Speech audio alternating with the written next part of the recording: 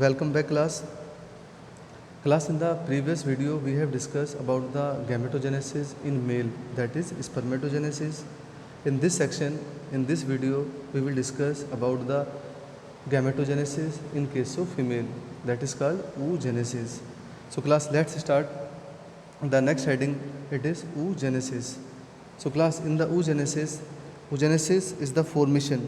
It is the formation of mature female gamete or ovum called oogenesis, which means the process by which the female gamete or ovum is produced. It is called oogenesis. Three basic steps are present in case of oogenesis. The first one, it is called multiplication phase. The second, it is called growth phase, and the third, it is called maturation phase. So class, when we talk about, एक short view ले लेते हैं. Multiplication phase, germ cell mitosis करने के बाद अपने number को बढ़ाएंगे. ग्रोथ फेज, सेल्स अपने साइज़ को इंक्रीज़ करेंगे. And in the maturation phase, cell divide meiotically and they produce the sex cells. So class, in the multiplication phase, तो देखिए जब हम प्रोसेस oogenesis की बात करते हैं तो oogenesis की शुरुआत एम्ब्रायोनिक स्टेज के 25th वीक से ही शुरू हो जाती है. अगर हम बात करें स्पर्मेटोजेनेसिस, तो स्पर्मेटोजेनेसिस की शुरुआत हमारी प्यूबर्टी के बाद शुरू होती थी. लेकिन जो हमारा oogenesis है, जो हमारा oogenesis प्रोसेस है, उसकी शुरुआत एम्ब्रायोनिक स्टेज में ही हो जाती है. देखिए जर्मिनल एपिथेलियम, तो जर्मिनल एपिथेलियम जो है ओवेरी की, वो माइटोटिकली डिवाइड होती है, जहाँ से वो millions of gamete mother cell prepare करती है. And these gamete mother cell are called oogonia. Such oogonia enters the meiosis 1, meiosis 1 के अंदर जाएगी. और मियोसिस 1 का जो सबसे पहला पार्ट है प्रोफेस 1, प्रोफेस 1 के डायकाइनेसिस स्टेट के अंदर जाने के बाद oogonia अपने डेवलपमेंट को सस्पेंड करती है.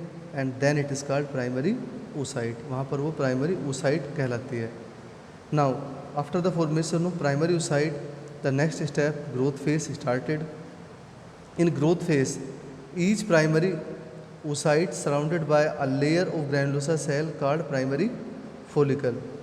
तो देखिए क्लास, प्राइमरी oocyte अपने ऊपर ग्रैनुलोसा लेयर्स को डेवलप करता है. And now it is called primary follicle. Puberty के समय पर लगभग 60,000 से 80,000 प्राइमरी फॉलिकल्स बने रहते हैं in each ovary. After puberty, primary follicles, puberty के बाद प्राइमरी फॉलिकल्स और ज़्यादा ग्रैनुलोसा लेयर को डेवलप करते हैं. And they make the secondary follicle, जहाँ से वो बनाते हैं सेकेंडरी फॉलिकल को. After the formation of secondary follicle, the last step, that is the maturation phase, it is started. In maturation phase जो हमारा सेकेंडरी फॉलिकल है वो बदल जाता है टर्सरी फॉलिकल में. टर्सरी फॉलिकल में बदलने के बाद कैरेक्टराइज कैसे होगा, उसके अंदर एक फ्लूइड से भरा हुआ स्पेस बनता है जिसको हम एंट्रम कहते हैं. द पीरियड, वो समय जब हमारा प्राइमरी फॉलिकल कन्वर्ट हो रहा था टर्सरी फॉलिकल में, प्राइमरी oocyte अपना फर्स्ट म्यूटिक डिवीज़न कंप्लीट करता है और वहाँ से वो रिजल्ट करता है 2 अनइक्वल हैप्लॉइड सेल. जो बड़ा हैप्लॉइड सेल है वो हमारा सेकेंडरी oocyte कहलाता है, और जो छोटा सेल है वो फर्स्ट पोलर बॉडी है. एक चीज़ यहाँ पर क्लास ध्यान रखेंगे, जो पोलर बॉडीज़ हैं वो मैमल्स के अंदर, ह्यूमन फीमेल में डिजेनरेट हो जाती हैं और कुछ मैमल्स के अंदर वो एक्टिवेट रहती हैं. Tertiary follicle having secondary oocyte, अब जो टर्सरी फॉलिकल बना हमारा, उसके अंदर सेकेंडरी oocyte है. अब वो चेंज हो जाता है ग्राफियन फॉलिकल के अंदर. After that the secondary oocyte undergoes, अब सेकेंडरी oocyte हमारा स्टार्ट करेगा सेकेंड म्यूटिक डिवीज़न को, और वहाँ से वो second meiotic division prophase second को पूरा करती है. But it is arrested in the metaphase second. तो क्लास सस्पेंशन 2 बार रहेगा, एक बार मियोसिस 1 प्रोफेज 1 के अंदर, और मियोसिस 2 में मेटाफेज सेकेंड के अंदर. और मेटाफेज सेकेंड के अंदर oocyte जब तक अरेस्ट रहेगा जब तक कि एग के अंदर स्पर्म की एंट्री ना हो जाए. इस स्टेज पर ग्राफियन फॉलिकल सेकेंडरी oocyte को रिलीज़ करता है. And that process is called ovulation. Ovulation कब होता है? In mid of the menstrual cycle, लगभग 14th डे ऑफ मेनिस्ट्रल साइकिल. तो मेनिस्ट्रल साइकिल के लगभग 14th डे पर ये रिलीज़ करता है. जब स्पर्म की एंट्री होती है सेकेंडरी oocyte में, तो मियोसिस सेकंड पूरी होती है और यहाँ से हमारा हैप्लोइड ओवम प्रिपेयर होता है और साथ के साथ एक सेकंड पोलर बॉडी रिलीज़ होती है। अगेन पोलर बॉडी डीजेनरेट हो जाएगी और हैप्लोइड ओवम वो हमारा फैलोपियन ट्यूब में स्टे करेगा, जहाँ पर स्पर्म उसको फर्टिलाइज करेगा and the zygote formation completes. So class flow chart के अकॉर्डिंग बात करें तो देखिए oogonia they are lining of the germinal epithelium. Oogonia ये फेटल लाइफ चल रही है अभी, यानी कि जब वो चाइल्ड एम्ब्रियोनिक स्टेज में है, माइटोसिस होगा, उगोनिया डिवाइड करेंगी और अपने नंबर्स को बढ़ाएंगी। Each cell is called primary oocyte। Chromosome number 46 रहेगा।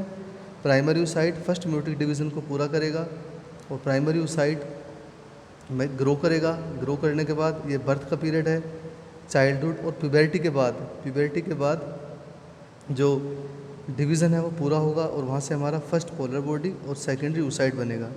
वी हैव डिस्कस कि फर्स्ट म्यूटिक डिवीज़न में क्रोमोसोम नंबर हाफ हो जाता है, इसीलिए सेकेंडरी oocyte का जो क्रोमोसोम नंबर रहेगा वो रहेगा 23। नाउ सेकेंडरी oocyte, अब यहाँ पर हमारी एडल्ट रिप्रोडक्टिव लाइफ स्टार्ट हो चुकी है।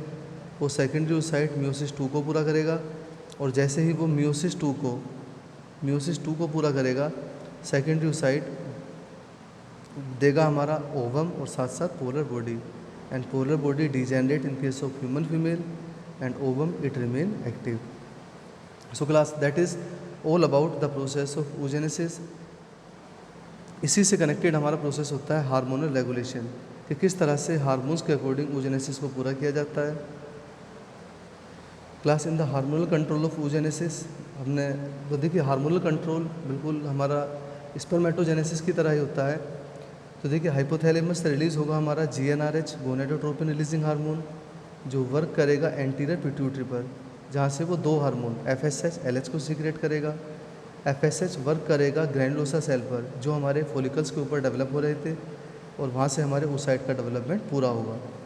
इसी के साथ ग्रैनुलोसा सेल एक केमिकल सीक्रेट करेगा जिसका नाम है इनिबिन। वो इनिबिन अगर FSH का कंसनट्रेशन ज़्यादा है तो वो नेगेटिव फीडबैक देगा और वो फिर से सप्रेस करेगा एंटीरियर पिट्यूटरी को और रिड्यूस करेगा FSH सीक्रेशन को। In the same way anterior pituitary से LH रिलीज़ होगा, जो वर्क करेगा थीका सेल पर। थीका सेल एंड्रोजन रिलीज़ करेंगे and these androgen work on the granulosa cell. Again same process repeated. This theca cell produce androgen and when they work on the granulosa cell release estrogen. This estrogen again, when its concentration increase, this estrogen give negative feedback and it work on anterior pituitary as well as the hypothalamus. When it act on hypothalamus and the anterior pituitary, तो जो extra secretion होगा वहाँ से वो inhibit होगा and a proper concentration of the estrogen and particular hormones maintain in the female body. So class this is the hormone regulation of oogenesis। तो यहाँ पर हमने oogenesis का पूरा प्रोसेस पढ़ा, multiplication phase, growth phase, maturation phase, and then we study the hormonal control of oogenesis।